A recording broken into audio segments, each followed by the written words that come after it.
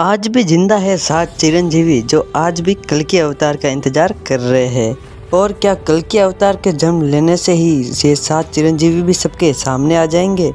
और ये 7 चिरंजीवी आज कहाँ पर रहते हैं, तो इस वीडियो में सब कुछ जानेंगे। तो इस वीडियो को अंत तक जरूर देखिएगा। तो दोस्तों, वीडियो में आगे बढ़ने से पहले अभी तक आपने हमारे चैनल को सब्सक्राइब नहीं किया तो प्लीज सब्सक्राइब जरूर करें और बेल आइकन ऑल पर जरूर दबाएं। हमारे धर्म ग्रंथों में 7 चिरंजीवियों का नाम आता है। हम में से अधिकतर लोग जानते हैं कि वह 7 चिरंजीवी जिंदा है। सबके मन में यही जिज्ञासा होती है कि वह कलयुग में भी जरूर होंगे। अगर है तो वह किस स्थान पर रहते हैं और कौन सा वह स्थान है जहाँ वे निवास करते हैं। तो चलिए दोस्तों, जानते हैं वो कौन कौन है 7 चिरंजीवी। आखिर ये क्यों भगवान श्री कल्कि का इंतजार कर रहे हैं? दरअसल हमारे धार्मिक ग्रंथों में इस बात का उल्लेख मिलता है कि वह 7 चिरंजीवी कौन कौन है और एक श्लोक के माध्यम से बताया गया है। इस श्लोक का बखान कुछ इस प्रकार है।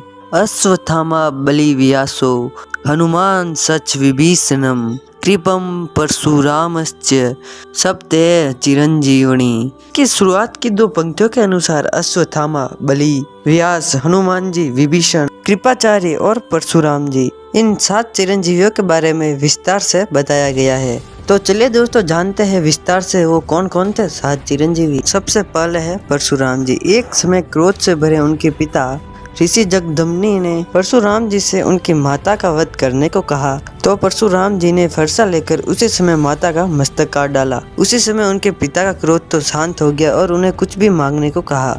तो परशुराम जी ने मांगा कि युद्ध में मेरा सामना करने वाला कोई भी ना हो, मैं बड़ी आयु प्राप्त करूं। और उनके पिता ने भी उन्हें चिरंजीवी होने का वरदान दे दिया। महाभारत में भी उनका निवास महेंद्र पर्वत ही था और कलयुग में भी उनका निवास महेंद्र पर्वत पर ही है। भगवान विष्णु के 10वें अवतार यानी कि श्री कल्कि अवतार के अवतरित होते ही वह उनके गुरु के रूप में उपस्थित होंगे। और भगवान परशुराम कहाँ रहते हैं? महेंद्र पर्वत पर। और वह कब नजर आएंगे? जब भगवान कल्कि का अवतार होगा तब। अगले है राजा बलि। असुरों के राजा बलि अपार शक्तियों के स्वामी थे। एक बार राजा बलि बहुत बड़ा यज्ञ कर रहे थे। ये यज्ञ असीम शक्तियों के लिए था। राजा बलि अब भी पाताल के सूतल लोक में निवास करते हैं और कलयुग के अंत में भी वह इसी लोक में रहेंगे और आने वाले अवतार जो कि भगवान विष्णु के अवतार कल्कि अवतार का साथ देंगे। अगले है हनुमान जी। बजरंग बली ऊर्जा के प्रतीक माने जाते हैं और इनके आराधना से बल, कीर्ति और ऊर्जा बढ़ती है। हनुमान जी कालजयी चिरंजीवी है। आप सोच रहे होंगे कि हनुमान जी कहाँ रहते हैं। इसका वर्णन महाभारत के अध्याय में मिलता है।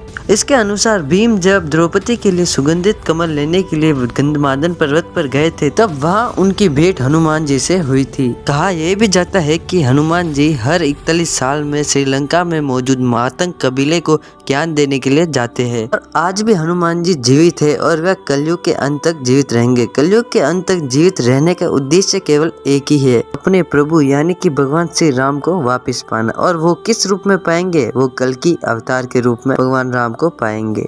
अगले है विभीषण। विभीषण रावण के छोटे भाई थे और अपने भाई के ही विरुद्ध जाकर उन्होंने भगवान श्री राम का साथ दिया था। उन्हें वहाँ नैतिकता और धार्मिकता बनाए रखने के लिए और दुनिया भर के लोगों के लिए धर्म का मार्गदर्शन करने के लिए उन्हें कलयुग के अंत तक जीवित रहने का वरदान मिला था।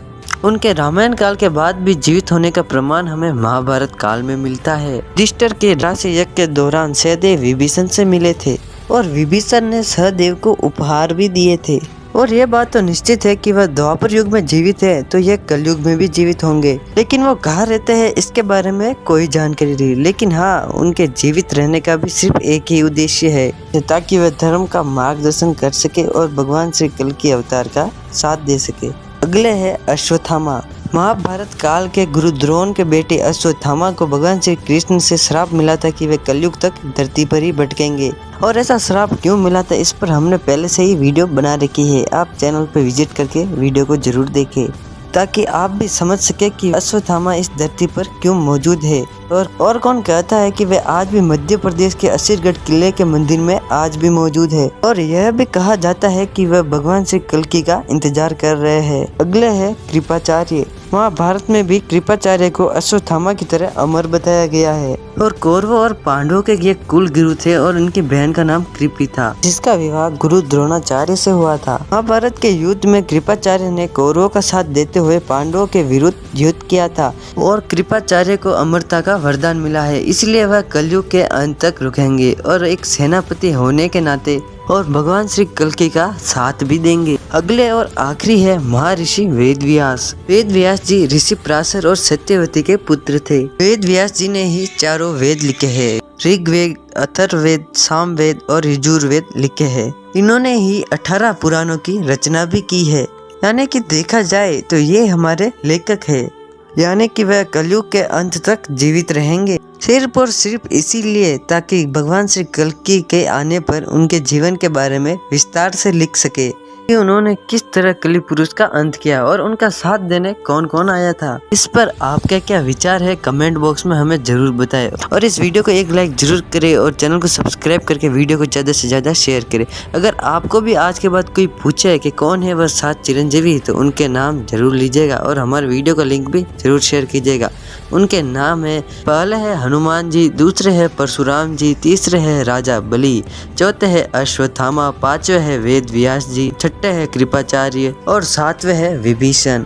तो दोस्तों वीडियो को लाइक जरूर करें और चैनल को सब्सक्राइब करके बेल आइकन ऑल पर जरूर दबाएं। तो दोस्तों मिलते हैं अगले वीडियो में, तब तक के लिए देखते रहिए विभिन्न ज्ञान की मिस्ट्री द ट्रेवल हिस्ट्री।